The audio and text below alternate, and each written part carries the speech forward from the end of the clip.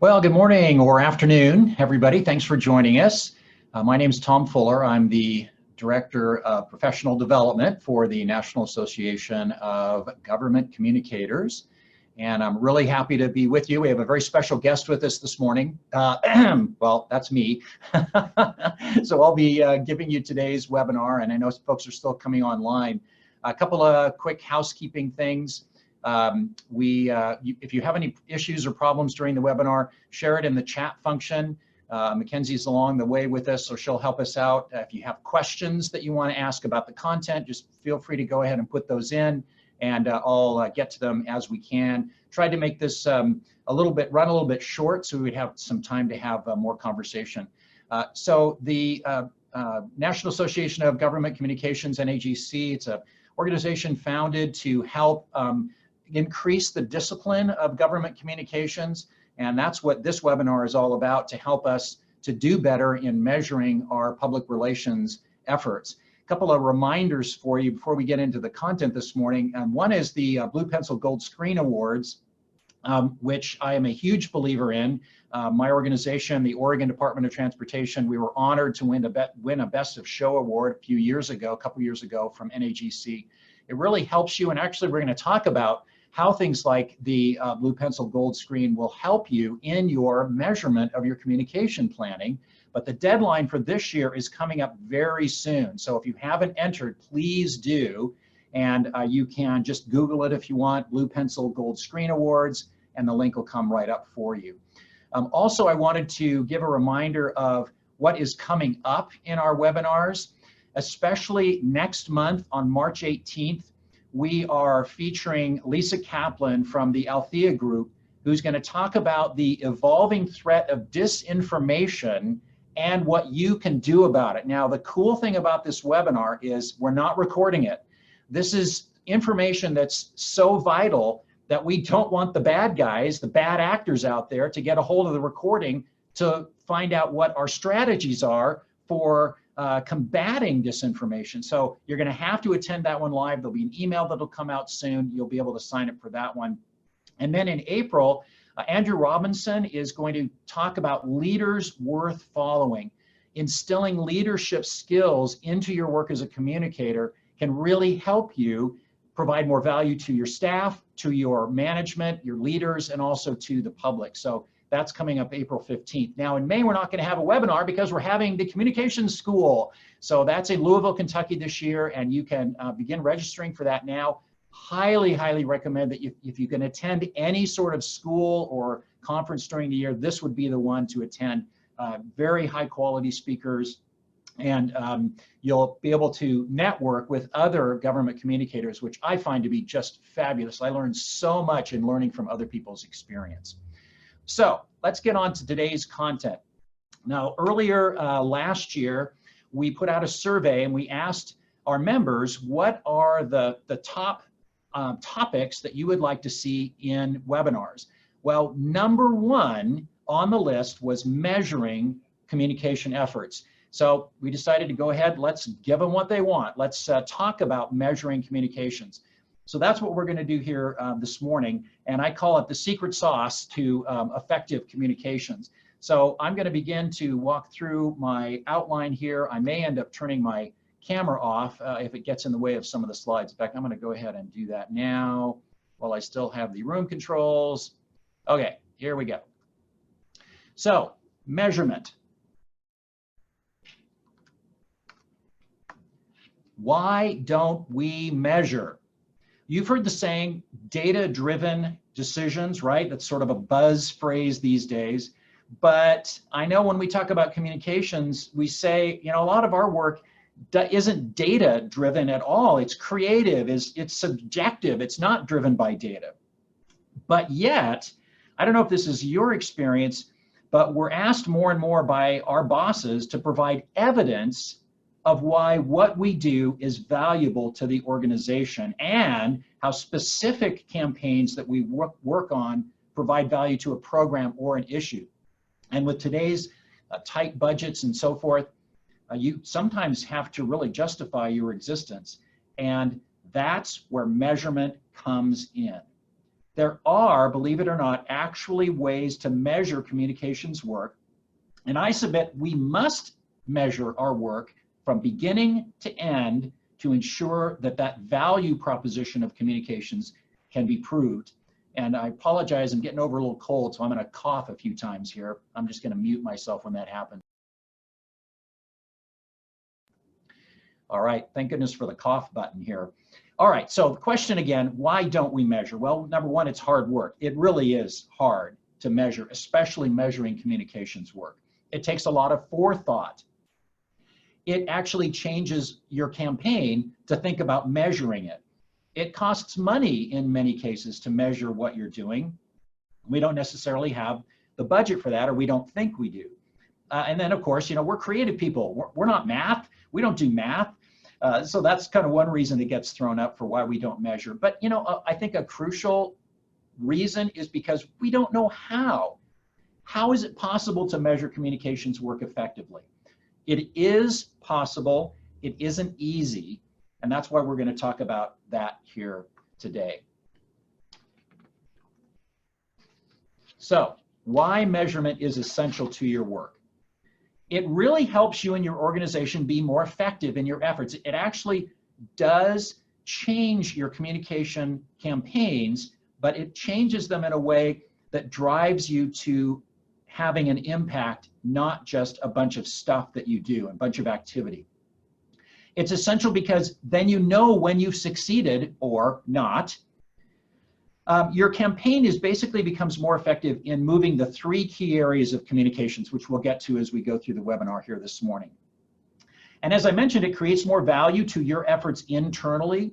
If you can show data and measurement about your work, your boss and their bosses will see your work as being more essential. I've actually found this to be the case in my own organization. I just recently, if you guys were with us last time, I recently studied for and got my accreditation in public relations, my APR, and just studying for that effort really helped me to change the way that I do work. And like the chair of our commission, our transportation commission, and our director and my boss, they noticed this change. And so now we're getting more work given to us. Thank you very much. But no, it's good stuff. And we're seen as more of an essential part of the organization. Success in one campaign actually helps support the future campaigns that you do. So those are some reasons why measurement is essential. So when do we measure? So as I mentioned at the beginning, measurement can help you at every single stage of your communication planning, implementation, and evaluation. Measuring is like putting in a dipstick or measuring the contents of a measuring cup to see the state of things at a certain point. Now we're going to get more into the specifics, but measuring helps us get beyond that label of communications people just being creative types in this data-driven world. So some of the questions that we can answer are, how aware is your audience of a particular issue? You can measure that. What's the likelihood that a particular message sent across a particular medium will sway opinion? You can measure that. Did your campaign actually work? You can measure that. Don't let anybody tell you you can't measure communication. Though again, it's not easy. It does cost, it takes forethought, but it is actually possible. So the first thing we need to get out of the way is a change in how our organization thinks about communications. And that is, communications is not a service. How do we get our bosses and colleagues and program managers on board with what we're doing? First, we need to change how they perceive communication. Our work is actually a discipline. It's not a service. I don't know about you, but oftentimes my customers come to me and it feels like they're just ordering off the menu. Let's see, I'll have a press release, a video, but hold the tweet. It's like, do you want fries with that? It just feels like they're just ordering off a fast food menu. But to actually help your organization fulfill its goals and mission, we must provide effective communication work, which includes a properly crafted and implemented communications plan that includes measurement from beginning to end. And I don't know about your organization, mine is a bunch of engineers because we're a transportation organization. And when I talk about the concept of our work being a discipline, it really resonates because a lot of folks that are program area or in program areas, they see their work as a discipline as well. So it really kind of helps that communication, about communication. So let's get back to then what is a properly crafted communication plan? It has 4 elements to it, the 4-step process. And if you are an APR, if you've studied it, if you've studied communication work, you've probably seen this before. The research step, you can use secondary, which is research somebody else has done, also primary research, doing it yourself, but it measures audiences, it measures methods, it measures perceptions, all kinds of stuff. The planning step measures message effectiveness and setting goals and objectives that are smart, which we'll talk about here in a few minutes.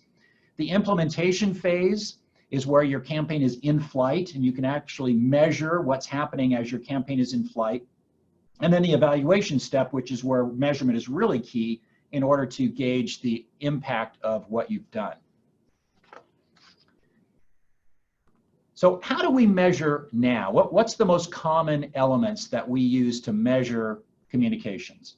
Well, from my experience, it's things like hits on a web page, or maybe more, we think more accurate, or is page views or unique page views.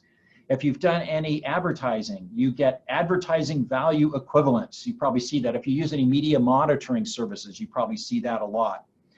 We oftentimes will measure the reach of a campaign, or maybe it's the number of meetings that we held or the number of press releases that we put out. These are actually measures of output. It's an activity measure. But what we really need to measure is outcome or impact. That's where measurement becomes more effective in helping us do better communications work for our organizations. So output is basically like activity.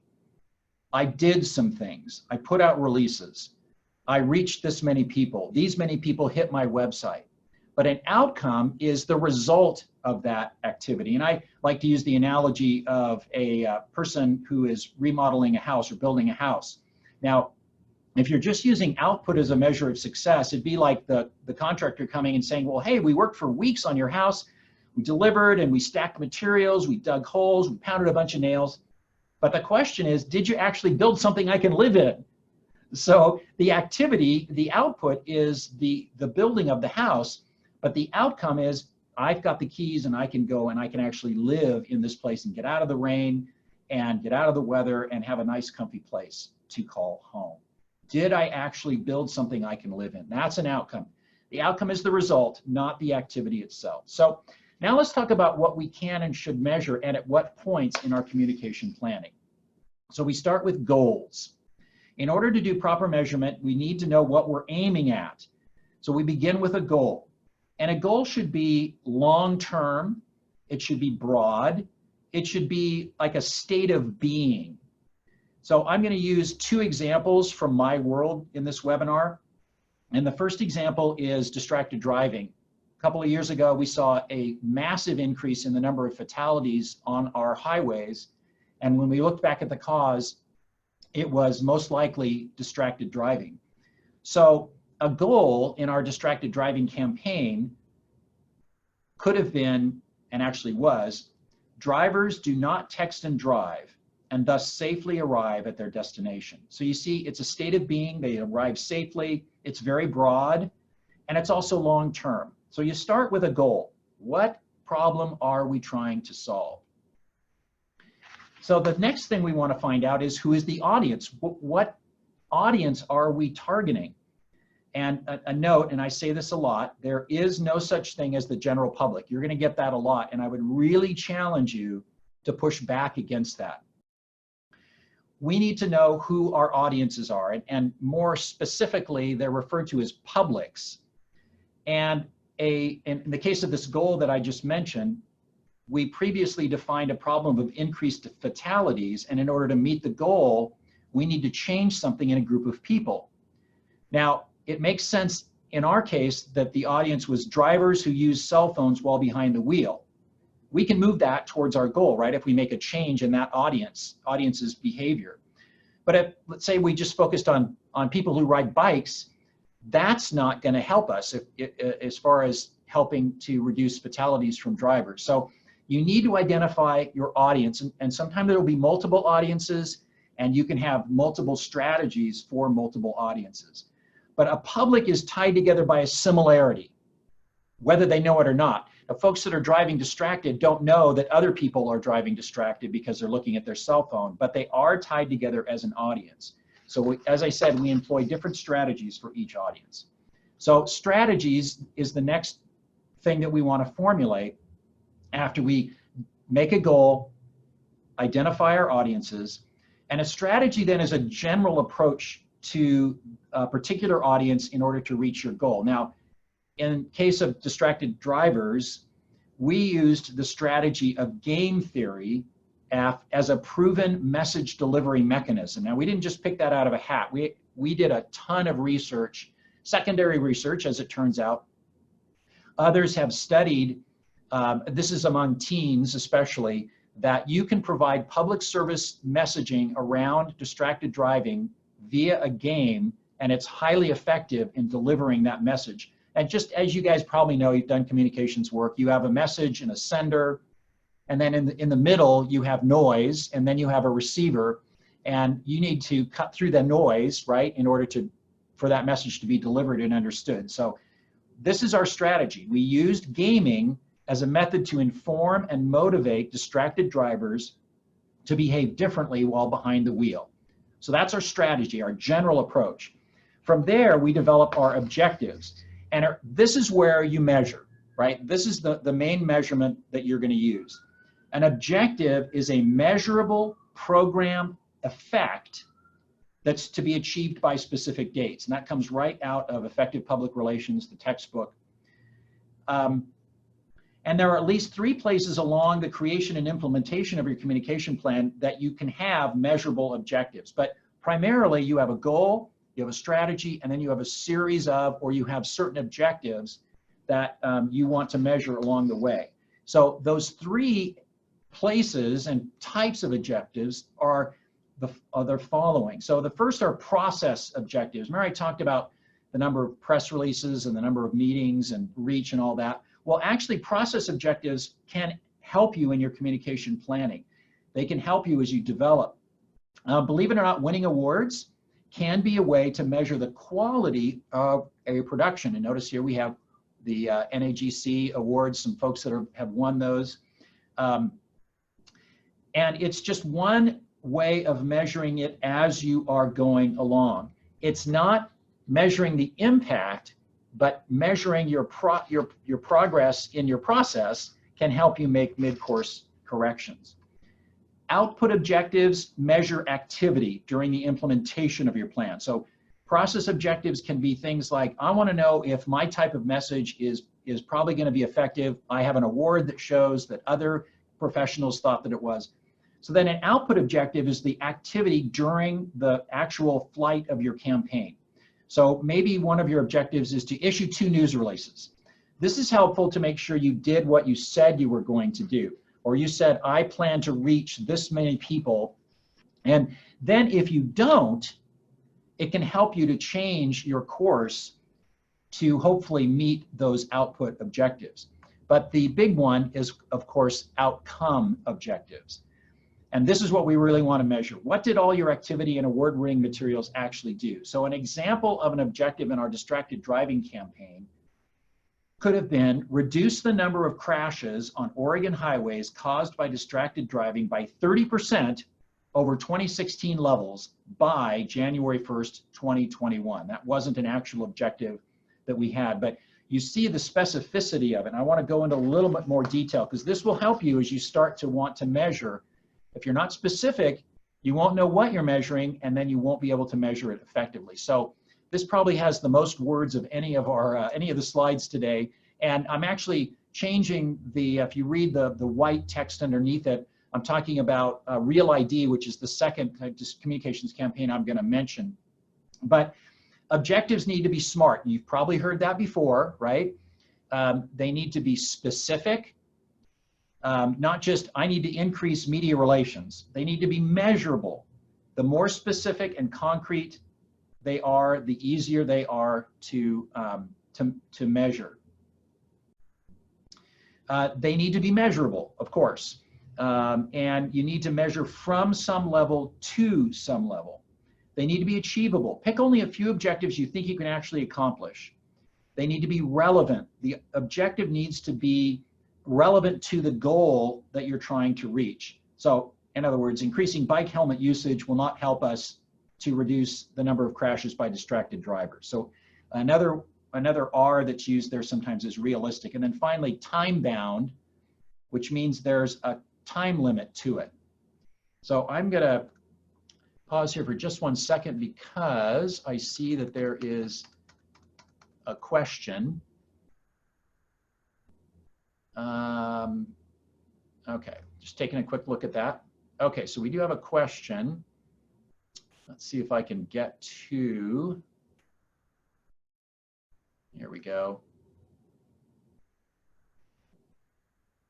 Connecting to the questions here. Sorry, this is a little, my computer must be a little bit slow. The interwebs are clogged this morning. So I'll wait for that to come up and I'll continue for the moment. Just you want me to read it out loud here, Tom? Oh yeah, that'd be great, Mackenzie, thank you. Alrighty. So the question is, can you explain again the difference between process and output objectives? Sure. So process is the creation of elements of your plan. So for instance, when you're wanting to create the messages for your audience, and I'm going to talk a little bit more about that later as we talk about the actual measurement tools that I'm going to bring to you today. It helps you to, in your process of creating the plan, have it be more effective. So for instance, I want to know if a message that's crafted in a certain way is going to resonate with a certain audience. So I take a guess, I look at what audience theory and communication delivery theory I'm going to put in, and then I want to test that by taking it to a focus group and seeing if my theory was correct, and if not, then I change that. Those are kind of process things. The same thing with winning an award. It helps you to know whether the plan you're making is going to has a good chance of being effective. An output objective is once you've figured out an effective plan and you are executing it, is it doing the thing you wanted it to do? And this is where things like A/B testing can really come into play. So you do, if you guys use Granicus or GovDelivery, you can do, if you have the advanced package, I think, you can do A/B tests, and you can do this with other tools as well. And you see which, during the flight of your campaign, which is having more effect, at the A or the B, and then you can make a change so that you go to B if it's having more of an effect. So process objectives are a little bit more during the planning process. Output objectives are more during the implementation phase. Okay, so let's get back. And Mackenzie, for some reason, I'm not getting able to connect to the questions. So I'll just, when one comes, you can just feel free to shoot me up on a private chat, and then I'll have you read it out loud. Sounds good. Okay, so now what are we measuring? Let's move to that. When it comes to deciding on objectives to measure, there are generally 3 things that you can impact with a communications plan, okay? This helps sort of set the boundaries about what's possible. The first thing is awareness, all right? So awareness is, what does your public know, or what are they aware of in a particular topic area, a particular issue. This is the very beginning. And oftentimes, I've noticed that communication campaigns of people who are requesting them, they basically say, you know, we want to inform the public. And that's an awareness objective, and that's okay. But it could go so much further than that. And so that's why, you know, put out a press release for me. I want to inform the public about this coming change. And you think you're successful because you threw a bunch of information out there. And I would argue awareness is really just the first step and the first thing we need to do. And I'm going to talk about a dilemma that we're facing where awareness was literally step 1 in a multi level or multi-step process for actually having an impact with a very important dilemma that we're facing. So awareness, though, is probably number one. If people aren't aware, they're probably not going to pay attention. So the second is attitude or opinion. So attitudes are an internal predisposition towards something. Even if you go even deeper than attitude, you get people's values. That is something that is almost impossible to change. You can change someone's attitude, but think about it that as something, the stuff that's going on in your head. When you read a news story and you have an attitude about that particular issue, that's what you're thinking about. But an opinion is actually an expression of your attitude, okay? And so opinions are like external judgments, expressions of judgment. And we need to be able to gauge and then hopefully change opinions and maybe even attitude that will help us in the third step, which is actually behavior change. We start with short-term behavior change, and hopefully that can lead to long-term or repeated behavior change, which if you're really talking about a big issue like seatbelt use, for instance, it could lead to long-term culture change. And if you remember, back in the 60s and 70s, if you were alive then, even into the 80s, you heard a lot of public service announcements around seatbelts. And Oregon actually was one of the leading states, and we're always among the top 2 or 3 states in terms of seatbelt usage.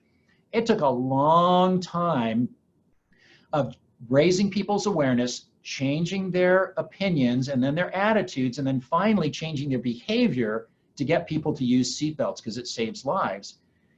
Over time, that repeated behavior has become culture change. And that's really the holy grail of communication work. If you can actually make a change in behavior, then you can show your effectiveness like nothing else.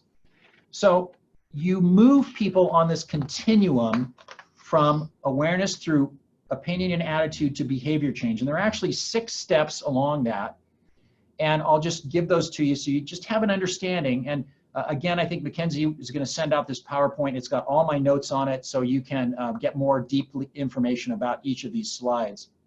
Well, we start with knowledge. We're going to tell you about something. Then we go to opinion. Change your opinion about what it is, this topic that we're talking about. Then hopefully we've changed your attitude about it, which leads to a behavior change, which is hopefully repeated. And then if needed, if it's a part of what your goals are, you can actually have a social or cultural change. Okay, so that's what we're measuring. Let's talk about that when to measure again. So back to the 4 parts of your communication planning effort: research, planning, implementation, and evaluation. In the research phase, you can measure things like past efforts. We did a lot of work for the distracted driving campaign, looking at other campaigns to see who was successful and what they used.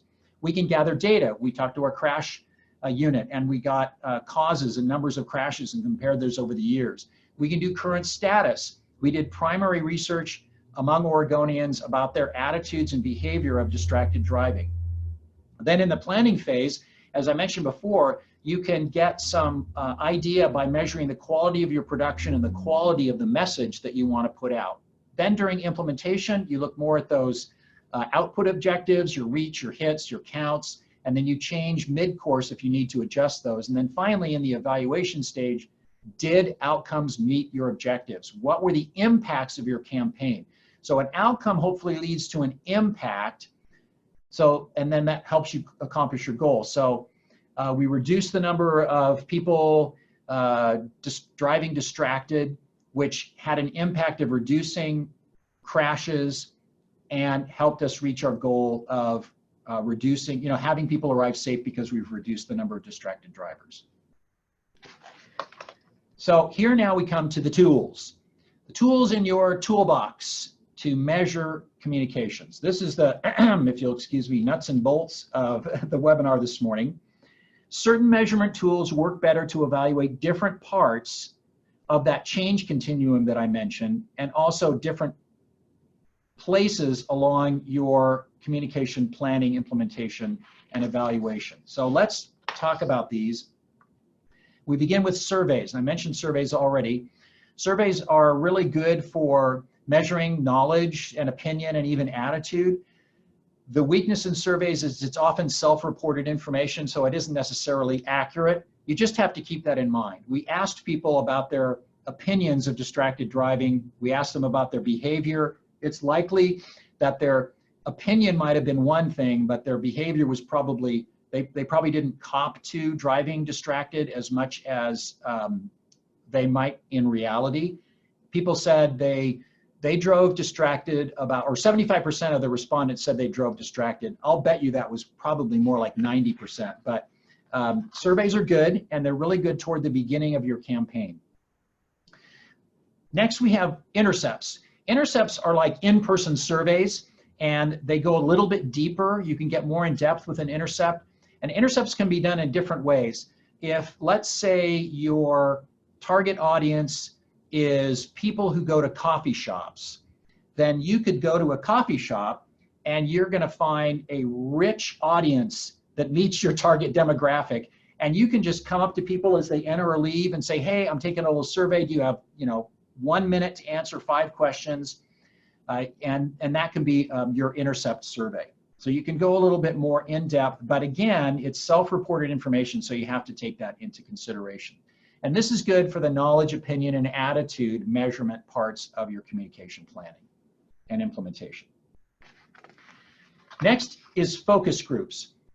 Now, focus groups are, just as you probably know that they are, group-guided discussion.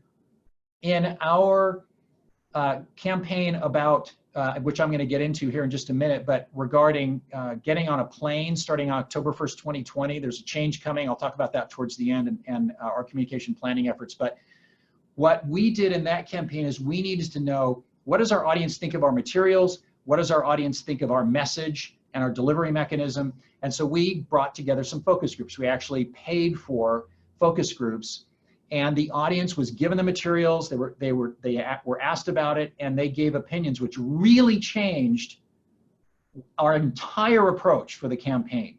So I don't want to de-emphasize the value of focus groups. You just need to do it in the right place and use it in the right way. For instance, you can't use a focus group as a statistically valid measurement of the opinion of your audience. You use it as a microcosm of your audience, and you should at least do 2. Never do just one focus group, because there are all kinds of dynamics in a focus group. Who's leading it? Who are the members? You can have people that push their opinions over others, and then they don't say what the others don't say what they're really thinking, and so forth. So at least have 2 focus groups if you're going to do those. So this was very helpful in measuring the quality of our message. Next is observational. Observational is a really good way of measuring behavior if it's observable, and then also repeated behavior. One of the things we did in distracted driving was we gave people a survey tool they could use to sit on a street corner or a parking lot of their cities and towns and look at people's use of cell phones while driving. So these were observations. This is more hard data, and it can track changes in observable behavior, but of course it can't really track changes in attitude. Another thing you can use is UTM. You may have heard that before. It actually stands for Urchin Traffic Monitor, and you can Google Urchin Traffic Monitor and read the history of how that came about. It's a behavior measurement tool, but it is more for tracking web-based behavior. So you can track a person came from a site to a page and then performed a task on that page.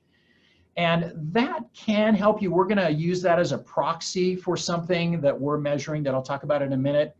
But I wouldn't really rely on it too much. It's more of an output measurement tool. So next is sentiment. A sentiment can measure knowledge gain and opinion change. Sentiment is really someone's behavior in words that they use or don't use. And if you see that changing over time, it might signal a change in behavior. So for instance, we can gauge sentiment from tracking social media sites and media monitoring tools.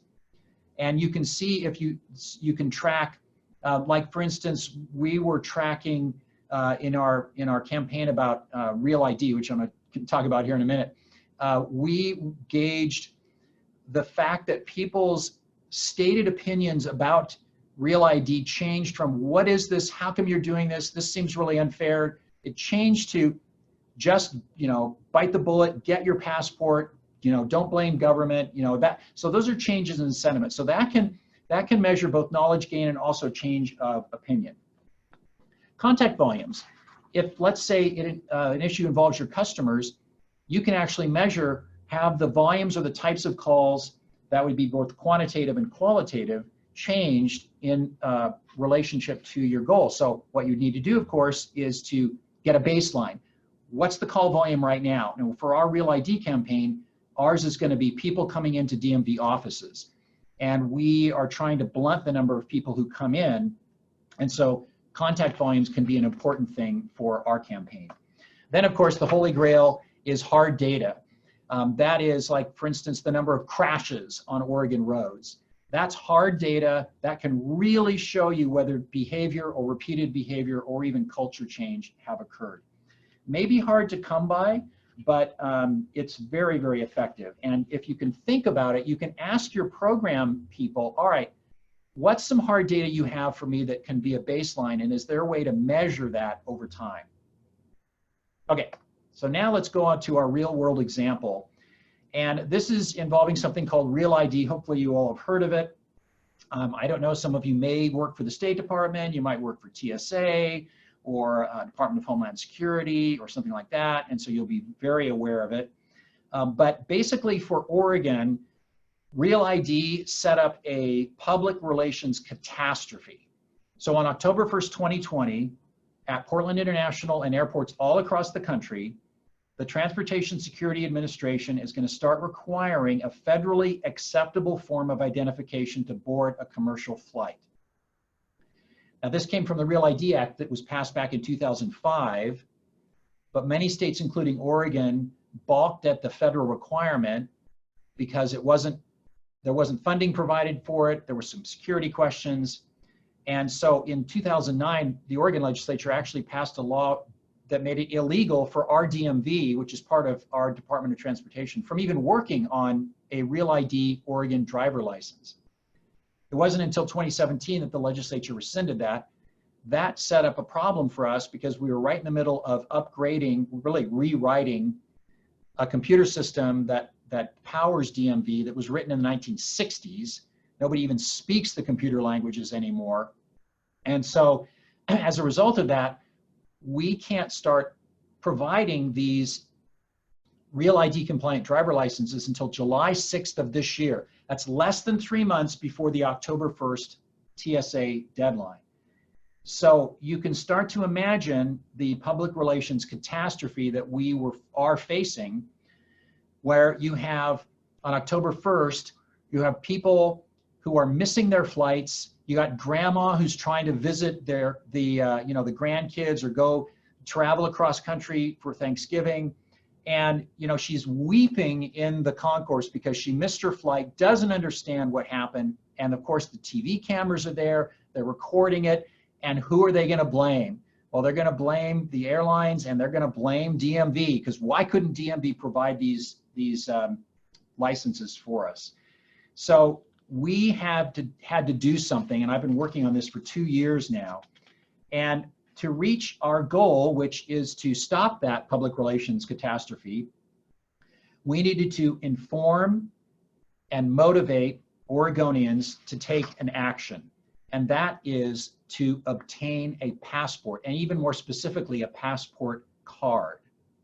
So our objective, our goal is to have smooth flow through TSA on October 1st and following. Our strategies are we have multiple strategies depending on the audience groups that we're talking to. But our main objective is to increase Oregonians' passports from 37% to 50% by October 1st of 2020. So it is time-bound, it's measurable to a degree. We've had some issues getting numbers from the State Department, but that's another story. It's also specific, and we think it's achievable. We're actually well on our way.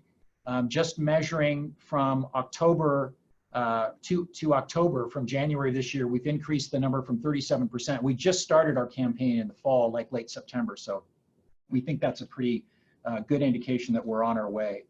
So we actually have 4 phases to our campaign, and yes, we have a communications plan. That's page 1 of 15. But our first phase is awareness. Real ID, what is it? What does it mean? Phase 2, change of attitude. What does it mean to me? And I need to do something about this. So we're actually raising anxiety now so that we can reduce it later. Phase 3, which we're just entering right now, is get a passport. And then phase 4 will be bring your passport to the airport. And we can measure our objectives in each phase of that campaign. So phase 1 was awareness, and that phase really just concluded. And how we measured that was using a survey. So last year we did an online survey, and we had a bunch of people take that survey, and the awareness of Real ID and what it meant, there were actually more people unaware of it than were aware. So awareness was under 40%. So we just started a new survey, and it actually has a lot more folks who've answered it now. But notice the change in awareness. The no was 40%. Now it's less than 10. And the are aware of it is at 80, almost 85%. So we really feel like we've met that goal of awareness. But how would we have known that if we just put out a bunch of press releases and did a press conference and threw a bunch of flyers out there and did social media advertising and worked with other state agencies to send out emails? These were all activities that we did, but we measured those as output, not outcome. But this is an outcome. We have raised awareness. Phase 2 is the change of attitude. Now, we're measuring that a little bit by proxy. So our main goal in the awareness phase was to say, you need to learn more about this.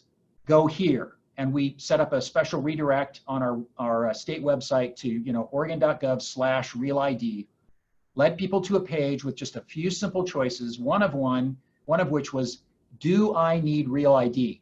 It's an interactive tool that the provider that's creating our new DMV software did for us. And they walk you through, are you going to fly? Are you going to visit a military installation? And this type of thing. And then they work you through to the place of saying, well, no, you probably don't need Real ID, or yep, you are going to need to. And then we can actually walk them through the different documents that they need in order to get either a Real ID license or, in the case of our campaign, a US passport card. So we're hoping that we can get 100,000 people to take this interactive tool, and that'll give us sort of a proxy that people have gone from awareness to realizing that they really need to do something about this. So phase 3 is to get a passport, specifically a passport card. And by the way, if you want to tune to NBC Nightly News tonight, I'm going to be on there. Tom Costello is doing a story on Real ID. And we talk about getting a passport card because passport cards over their life are cheaper than a Real ID license. The documentation is nearly identical. You can get it at more places, and you can apply for one now. So those are sort of our 4 talking points. And our main objective, as I mentioned, is to get them in the hands of 50% of the population by October 1st of 2020. So do we have a question there, Mackenzie? Yes, there were just 2 questions regarding the survey. Okay. It was, how did you deploy the survey, and where did you place the survey? So we deployed it. The first survey we deployed by sending a link to our entire email subscriber base. And that's about, I want to say that's about 90,000 people. I don't think it was that many a year ago. We had just sent out an email to an even much larger group of Oregonians, so we didn't put the survey in there. So we deployed this survey by putting a link on the main state webpage, a link on our Oregon.gov site, a link on the DMV site, which gets about 8 million page views a month, so it reaches a lot of people. It's the largest of any agency in state government in Oregon. We put it at the bottom of every single press release that we send out. And then it's on the Real ID page as well. Okay, so that's phase 3, and then phase 4, bring your passport. I think that we're going to measure that one by seeing if there are huge lines at DMV offices in July. We're anticipating a 45% increase in workload because it takes 4 to 8 minutes longer to do a Real ID license. So we're gonna hopefully avoid line catastrophe in July. And then of course in October, it's another sort of emergency communications effort where we'll have people deployed at all the airports to do media, to talk about it.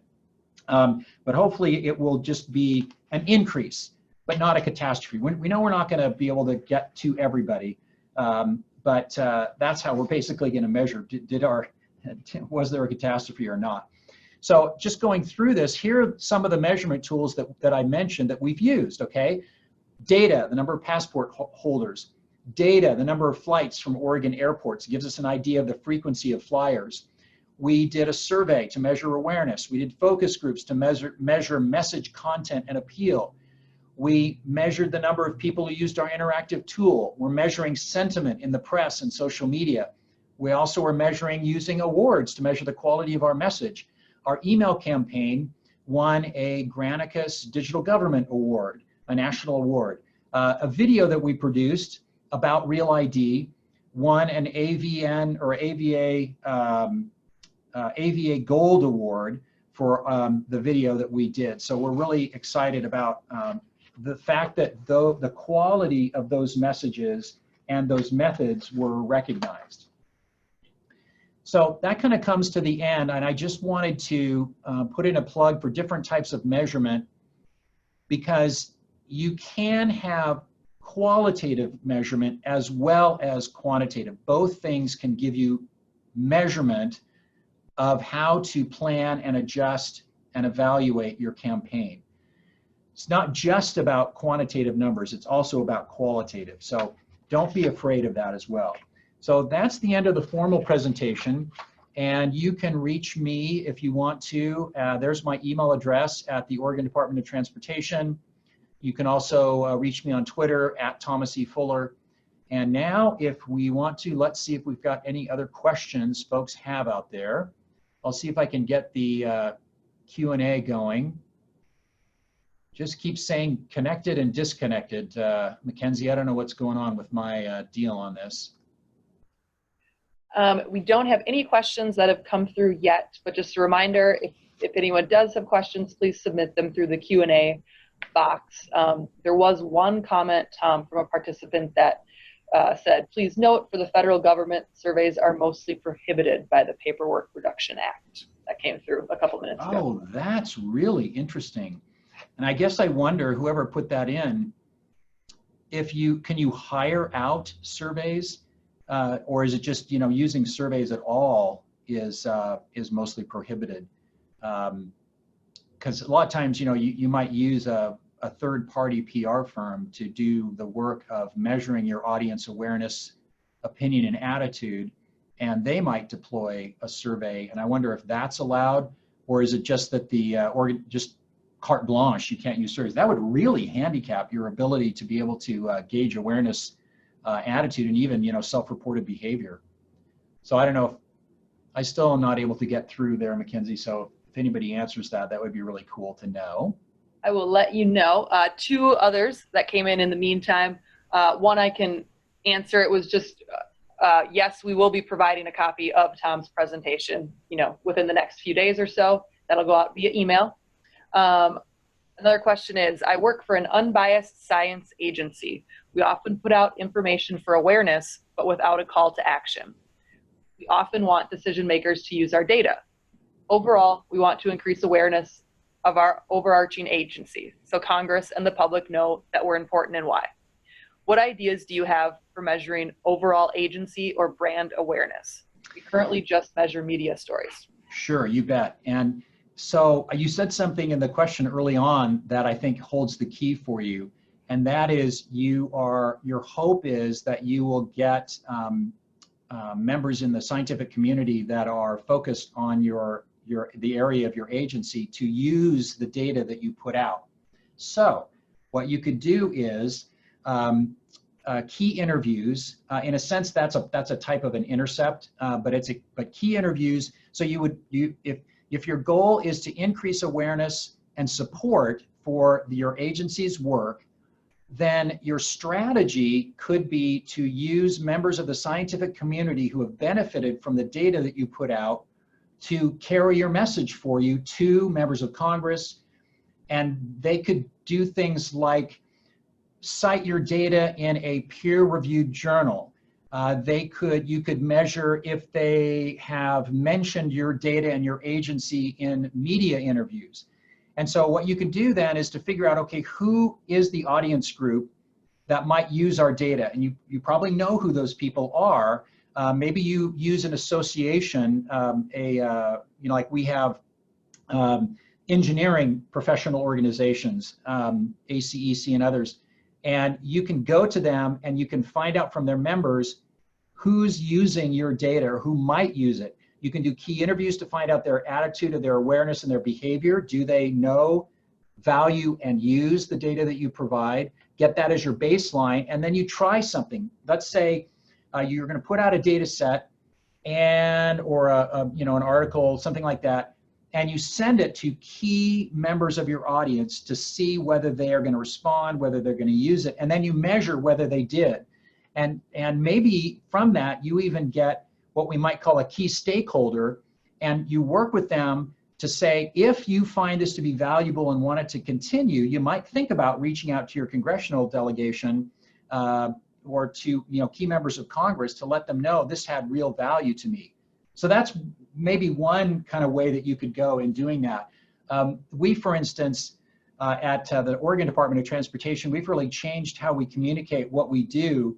Instead of talking about the yards of concrete that we laid down and the cost of a highway project or the elements of a program at the department, instead we talk about the businesses that have benefited. We talk about the communities that have benefited, and we talk about the people that have benefited. So it's customer focused. We let them tell the story, and in the process of doing that, they mention, oh yeah, ODOT was really great to work with, and that tells our story without hitting people over the head with it, and is actually seen as more valuable because the messenger is more credible. Hopefully that helped. Thanks, Tom. All right, so we've got a few more questions, but first we do have a follow-up on the Paperwork Reduction Act. Thanks to John for submitting this feedback. He says, usually using surveys at all are prohibited by the Paperwork Reduction Act. It takes a lot of justification to get them approved, but not impossible. And there is also huge privacy concerns with collecting data from the public, even anonymous. Not insurmountable, but you should be aware of all of these limits before you undertake such a project. Great answer. Thanks, John. Appreciate that. Our next question is, how did you measure people's views now on Real ID? Did you ask folks to retake the survey? We didn't actually ask the same people to take the survey as we did initially. We didn't collect individual data, so this is a new survey. So yeah, it's not scientific. It's not apples to apples, but it gives us a general idea. If we went out with a new survey and the awareness levels were the same, then we would be in a whole lot of trouble. So yeah, we just put it out there. We know that millions of people come to the DMV webpage. And there probably is a great deal of crossover, but we really didn't have any way of measuring that. And follow up to that, how long did you run the survey each time? A month. So we had the survey out a month. We actually ran it in April of last year, and we're running it in February of this year. So it's a little bit a different time frame. But the reason we needed to run the survey a little bit earlier is because we have to have people in flight with their passport application by July 1st, because it takes about 8 weeks to get a passport or passport card. So I needed to go out a little bit earlier to gauge whether we had missed the mark on our awareness goal, which we had not. So now we can move full steam as we are into the attitude change and then really into the behavior change, trying to get people to get a real ID passport, a federally acceptable card. And by the way, we're using a whole bunch of different tactics and strategies in this. We also measured in that same survey, we asked people how they heard about Real ID. And the most common was they heard it from somebody else, word of mouth, which is the most potent form of marketing, but they had to get the information originally from somewhere. So the number 2 was at the airport. We put up stanchions with posters and cards in them. TSA is handing out our little bookmarks to every person with an Oregon driver license at Oregon airports. And so that's our direct traveler campaign, which has a bunch of tactics, was the most effective. But we're doing paid social media. We're doing a lot of paid media now. We have a partnership with a Portland TV station, with the state's largest newspaper. We're going to be having bus advertising. And we have worked with a number of travel-related groups such as AAA and others to also put our articles in their newsletters. So this is a pull out all the stops. We did have some budget to do this that was given to us by the legislature, nowhere near enough. So we're trying to make the best use of that. Thank you. Okay, a few more have come in. What are your suggestions for agencies that are more resource limited? What do you think are the must-haves when measuring a campaign? Well, you need a survey. You really need to measure awareness, and maybe you do that through intercepts or some other more acceptable form. But if you can do surveys, that's the biggest one right there. I think that helps you in all stages of your campaign. I think the second is focus groups, and you can do focus groups without paying for them. If you have a person who's a facilitator, you can get a focus group. You can ask people on your website in a particular geographic area, do you want to be part of a focus group to help us measure the effectiveness of a message we're thinking of sending out?